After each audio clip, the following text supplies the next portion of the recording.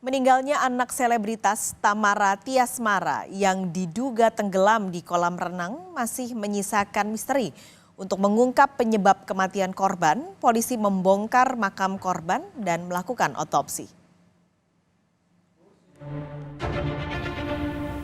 Ditreskrimum Polda Metro Jaya melakukan ekshumasi atau membongkar makam anak selebritas Tamara Tiasmara di TPU Jeruk Purut, Jakarta Selatan, Selasa kemarin. Ekshumasi dilakukan untuk mengungkap kematian korban di kolam renang umum di kawasan Duren Sawit, Jakarta Timur, 27 Januari lalu. Setelah makam dibongkar, jasad korban langsung diotopsi di lokasi pemakaman. Ekshumasi turut disaksikan orang tua korban, Tamara Tiasmara dan Angger Dimas. Hingga kini penyidik Jatan-Ras Polda Metro Jaya sudah memeriksa 20 saksi yang terdiri dari orang terdekat korban hingga petugas kolam renang. Selanjutnya, polisi akan memeriksa kamera pengawas CCTV di lokasi dan sekitar lokasi. Telah dilakukan pengambilan keterangan dalam rangka penyelidikan, yaitu klarifikasi. Setidaknya ada 20 orang yang sudah diperiksa. Selanjutnya, penyidik masih menunggu tim kedokteran forensik Polri masih bekerja. Apa yang selanjutnya dilakukan oleh tim penyelidik, antara lain akan melakukan pemeriksaan laboratoris terhadap CCTV dari TKP dan sekitar TKP. Sebelumnya, anak laki-laki selebritas Tamara Tiasmara, Raden Andante Khalif atau Dante yang masih berusia 6 tahun meninggal dunia diduga akibat tenggelam saat berenang di kolam renang umum di kawasan Duren Sawit, Jakarta Timur, 27 Januari lalu. Angger Dimas, ayah korban yang juga mantan suami Tamara, sempat mendatangi Polda Metro Jaya untuk mencabut surat penolakan otopsi pada 3 Februari lalu. Ia meminta polisi menyelidiki penyebab kematian korban dan melakukan otopsi. Ayah korban menduga anaknya meninggal tidak wajar karena sang anak adalah murid sekolah renang dan pandai berenang. Terlebih, ditemukan beberapa kejanggalan saat melihat rekaman CCTV dan mendengarkan keterangan saksi. Ia curiga sosok yang menemani Dante adalah yang paling bertanggung jawab dari tewasnya korban.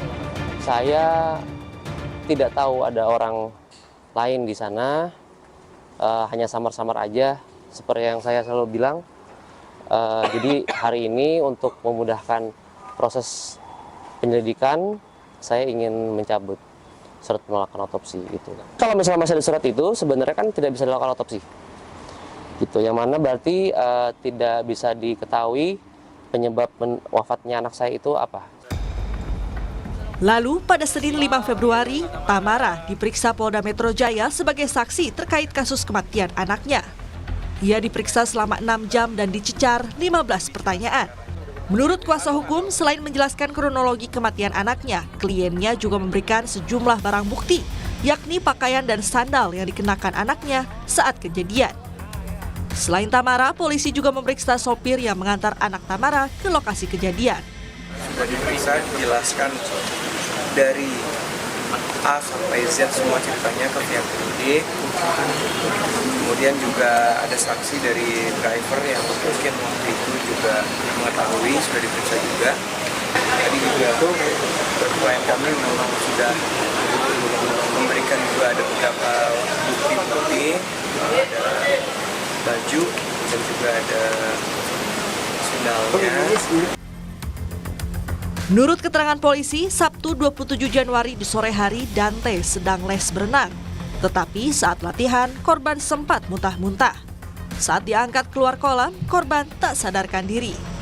Setelah itu, korban langsung dilarikan ke rumah sakit dengan mobil pribadi. Namun nyawa korban tidak tertolong. Tim Liputan, Kompas TV. Untuk mengetahui perkembangan penyelidikan kematian anak artis di kolam renang oleh kepolisian, sudah ada jurnalis Kompas TV Asri Gunawan di Polda Metro Jaya untuk laporan lebih lengkap. Selamat siang Asri, ini yang belum terungkap adalah siapa sebenarnya sosok yang menemani korban di kolam renang. Apakah sudah pernah disebutkan kronologinya atau siapa yang menemani korban oleh polisi? Lalu apakah dari kronologi tersebut juga ada dugaan unsur kelalaian yang membuat korban tewas tenggelam? Iya, sejauh ini informasi terbaru yang kami dapatkan, Paskalis dan saudara, bahwa ibu korban atau Tamara ini akan kembali mendatangi Polda Metro Jaya siang hari ini. Terkait apa kepentingannya, apakah untuk menjalani pemeriksaan atau hal lain, ini yang juga masih kami gali, dan saat ini kami wartawan masih menunggu kedatangan dari ibu korban di gedung Direktorat Reserse Kriminal Umum Polda Metro Jaya. Dan sejauh ini memang fakta terbaru ataupun juga hal-hal baru yang diungkap oleh polisi atau apa saja yang baru saja dilakukan oleh polisi. Terakhir, ini polisi masih menunggu hasil dari pemeriksaan dari dokter forensik Rumah Sakit Polri.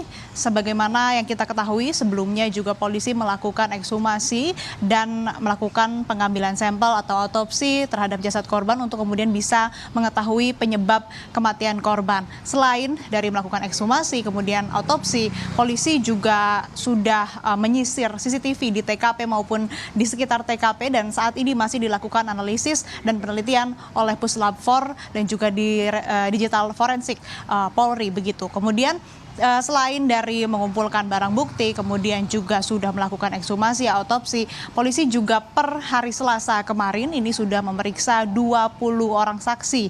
Di antaranya mulai dari orang tua korban, kemudian petugas di kolam renang, dan juga pihak manajemen kolam renang, hingga orang yang berada di dalam kolam renang atau di TKP meninggalnya korban. Dan berdasarkan informasi atau menurut Kabid Humas Polda Metro Jaya, Kombes Pol Ade Arisyam Indradi, bahwa beberapa saksi ini menyebutkan pada hari kejadian 27 Januari 2024 pada pukul 17.30 waktu Indonesia Barat, para saksi ini melihat korban sempat muntah-muntah terlebih dahulu sebelum tenggelam begitu, dan akhirnya setelah diangkat atau dikeluarkan dari dalam kolam ini sudah tidak sadarkan diri, sempat dilarikan ke rumah sakit terdekat namun sudah tak tertolong. Nah, inilah rangkaian ataupun juga kronologi, dan juga ada beberapa kejanggalan yang dianggap janggal oleh orang tua korban, sehingga akhirnya juga menyetujui untuk melakukan otopsi terhadap jasad korban supaya mengetahui apa penyebab kematian dari korban itu sendiri. Tapi kalau bicara tadi soal siapa yang terlapornya ataupun juga sudah ada pihak terlapornya atau belum, saat ini status dari kasus ini masih penyelidikan, artinya masih dilakukan pendalaman, belum ada temuan unsur tindak pidana, sehingga masih dalam proses dan masih menunggu hasil, baik itu dari hasil otopsi, kemudian juga hasil dari Puslab 4 dan juga digital forensik, serta kembali memeriksa sejumlah saksi untuk kemudian bisa menelisik apakah ada unsur tindak pidana atau tidak, karena ini yang menentukan apakah kasus ini hanya sampai penyelidikan atau naik ke penyidikan. Demikian Paskalis. Asri, ini kan kita masih, tadi Anda mengatakan bahwa otopsi dilakukan kemarin dan masih menunggu hasilnya. Apakah polisi juga menyebut kira-kira kapankah hasil otopsi ini akan keluar? Ya, sejauh ini belum ada informasi kapan hasil otopsi dari korban ini akan keluar. Tapi yang jelas, Paskalis dan saudara, masih dilakukan pendalaman oleh pihak kepolisian. Belum ada yang terlapor ataupun juga pihak terlapornya. Status kasus ini masih penyelidikan, belum ke tahap penyidikan. Dan dari Kabid Humas Polda Metro Jaya, Kombes Pol Ade Arisyam Indradi juga mengatakan bahwa nantinya apabila ditemukan unsur pidana dalam kasus ini, maka polisi akan menerapkan pasal 359 Kitab Undang-Undang Hukum Pidana, yang mana ini pasalnya menyebutkan atau berbunyi, barang siapa karena kesalahannya atau kealpaannya menyebabkan orang lain mati diancam dengan pidana penjara paling lama 5 tahun atau pidana kurungan paling lama 1 tahun. Dan sebagai informasi juga Paskalis dan saudara, sebelumnya kasus ini ditangani oleh Polsek Durensawit Jakarta Timur, namun kemudian saat ini ditangani oleh Subdit Jatantras Polda Metro Jaya karena memang ada sejumlah hal yang dianggap janggal, kemudian juga